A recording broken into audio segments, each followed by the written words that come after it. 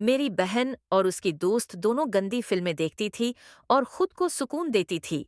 एक दिन दोनों लेटी हुई थी और एक दूसरे की कश्ती में अंगुली डालकर, मेरा नाम आमिर है। हमारी फैमिली बहुत मुख्तसर सी है। हमारे घर में सिर्फ 4 अफराद रहते हैं। अम्मी अबू, मेरी बहन आयज़ा और मैं। मेरी बहन आयज़ा मुझसे बड़ी थी। वो कॉलेज में पढ़ती थी, जबकि मैंने अभी मैट्रिक का इम्तिहान दिया था। मेरी बहन बहुत ज़्यादा खूबसूरत थी। वो तमाम लड़कियों में खड़ी अलग ही नज़र उठती थी, क्योंकि तमाम लड़कियों से ज़्यादा सफ़ेद कभी कभी। तो हम सब उसे देखकर बहुत तंग करते थे कि तुम कोई और ही मखलूक हूँ। वो बहुत शोख और चंचल लड़की, कोई भी रंग पहनकर वो बहुत हुसैन लगती थी। वो थी तो मेरी बहन, मगर उसके हुस्न की वजह से कभी भी मेरी नजरें उस पर से न हटी। अम्मी अबू ने हमें लाड प्यार से पाला था। उन्होंने हमें कभी किसी चीज के लिए रोक टोक न की थी। आयजा को हर जगह आने जाने की मुकम्मल आज़ादी थी। आयजा की एक सहेली थी जिसका नाम नीलम था। वो फैशन में आयजा से भी आगे थी। जब भी आयजा के साथ वो घर आती तो उसका कॉलेज का ड्रेस बहुत फटंग होता था, जिसमें इस बात का साफ पता चलता था उसको फैशन का कितना शौक है।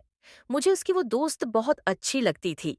जब वो दोनों कमरे में बैठकर बातें कर रही होती तो मैं बहाने बहाने से उनके कमरे में चला जाता। आयजा मुझे कहती कि तुम क्या हमारी बातें सुनने के लिए आ जाते हो, या उसे। लेकिन मुझे भी उनकी बातें सुनने का बहुत शौक था कि फिर वो ऐसी क्या बातें करती हैं। इसलिए दरवाजे से छिपकर तो कभी खिड़की से उन दोनों को देखा करता।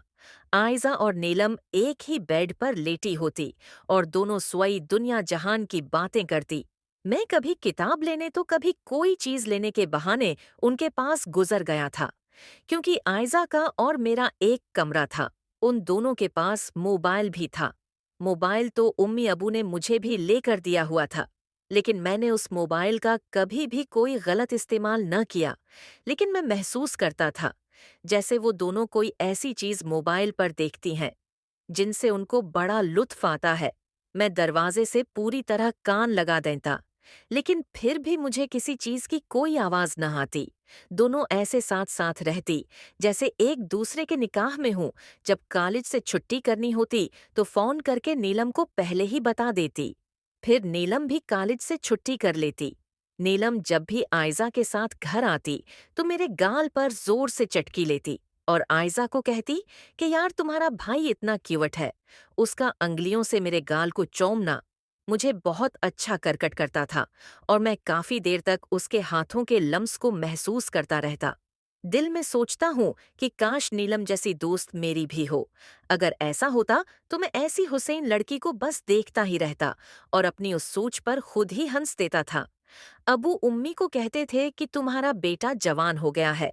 अच्छा होगा अगर तुम आमिर और आयजा का कमरा अलग अलग कर दो। हमें उन्हीं डाल देते और कहते क्या हो गया है। अभी आमिर छोटा बच्चा है, उसे भला किस चीज की क्या समझ है। दोनों बहन भाई मिल जलकर एक ही कमरे में रहते हैं। इस बहाने आयजा आमिर पर नजर रखती है। उम्मी की ये बात सुनकर गुस्सा आता था और मैं सोचता था कि उम्मी को कहो कि अब आमिर बच्चा नहीं रहा, बल्कि वो जवान हो रहा है और बहुत सी चीजों को समझने लगा है। एक दिन नीलम और आयजा कॉलेज से वापस आई थीं। वो उम्मी को खाने का बोलकर दोनों कमरे में घुस गई। मैं भी उसके आया था। मुझे नहीं पता था कि वो दोनों कमरे में मौजूद हैं, इसलिए एकदम से कमरे का दरवाजा खोल दिया। वो दोनों एक दूसरे की टांग पर टांग रख के बैठी थी। दोनों के पास दोपटा नहीं था। मेरी नजर नीलम की तरफ उठी तो पुट्ठे के बगैर कयामत आ रही थी। फिर मेरी नजरें खुद ब खुद जोगी मुझे देखकर चलाने लगीं और गुस्से से बोली कि कितनी दफा कहा है कि जब हम दोनों कमरे में होती हैं तो बैठ जाया करो, और तुम्हें उस बात की समझ क्यों नहीं आती। नीलम के सामने आज़दी पर मैं शर्मिंदगी से पानी पानी हो गया और वो लटका कर बाहर आ गया। नीलम के जाने के बाद उम्मी आयशा पर गुस्सा करने लगे कि आइंदा के बाद खबरदार, जो तुमने अपनी किसी दोस्त के सामने मेरे बेटे को डांटा तो बच्चा है, क्या पता है। मुझे देखकर मना बनाने लगी हूँ। अम्मी से कहने लगी कि मैं आपका बेटा बहुत होशियार होता जा रहा है। मैं काफी दिन से नोट कर रही हूँ कि यह नीलम की वजह से बार बार कमरे में आकर करता हूँ। अपनी उम्र के आवर हरकतें देखें, ये बात 100% सच कह रही थी। मैं उसकी बात सुनकर चूर हो गया था। ये था कि मैं वाक़ा नीलम की वजह से बार-बार कमरे में जाता था, क्योंकि वो मुझे अच्छी लगती थी। फिर एक दिन से जैसे गज़ब हो गया। अम्मी अबू घर पर न थे और नीलम कॉलेज से सीख रही थी। मैंने उस दिन कॉलेज से छुट्टी की थी। उन्होंने मुझे अंगली उठाकर भी ये किया कि हम दोनों कमरे में जा रही हैं और तुम्हें कोई ज़रूरत नहीं। अंदर आने की वो मुझे धमकी देकर चली गई थी। लेकिन मैं भला उससे डरने वाला था, मेरे दिल में कोई भी हो रही थी। क्या फिर वो दोनों ऐसा क्या कर रही हैं? अंदर जो उन्होंने मुझे सख्ती से अंदर आने को मना किया है। कमरे का दरवाज़ा तो बंद था। मैंने नीलम आज़ाद को मोबाइल पे कुछ दिखा रही थी।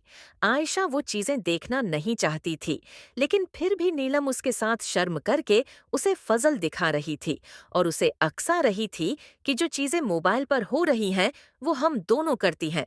मुझे नहीं पता था कि वो मोबाइल पर आइज़ दिखा रही हैं। लेकिन मेरे आस-पास जैसे खतरे की घंटियां बजने लगे। मुझे ऐसा लगा जैसे वो फजा को किसी ऐसी संध की तरफ खींच रही थी। मोबाइल पर ऐसी क्या चीज हो सकती है?